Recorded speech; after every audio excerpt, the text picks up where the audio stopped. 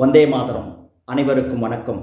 1998 பிப்ரவரி 14ஆம் தேதி கோவையை இரத்தக்காடாக்கிய அல்லுமா பயங்கரவாத அமைப்பைச் சேர்ந்த பாஷா 68 அப்பாவி மக்களினுடைய உயிர் போவதற்கு காரணமாக இருந்தவன் கொலை குற்றவாளி என்று நிரூபிக்கப்பட்டு தண்டனை கைதியாக கோவை சிறையிலே இருந்து கொண்டிருந்தவன் நேற்றைய தினம் அவனுடைய உயிர் பிரிந்தது.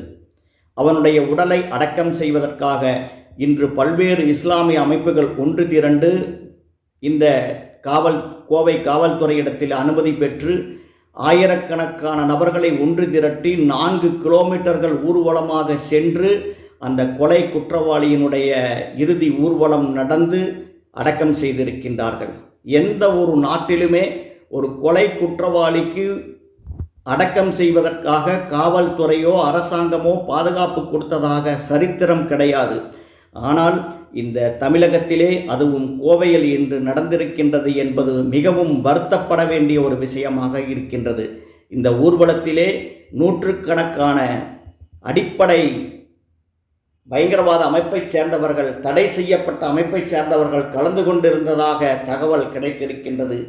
மத்திய உளவுத்துறை இதில் கவனம் கொடுத்து மீண்டும் ஒருமுறை கோவையில் இப்படிப்பட்ட ஒரு பெரிய வன்முறை தாக்குதல் நடைபெறாமல் இருப்பதற்காக கவனம் கொடுக்க வேண்டும் என்பதற்காக எங்களுடைய கோரிக்கையை வைக்கின்றோம்.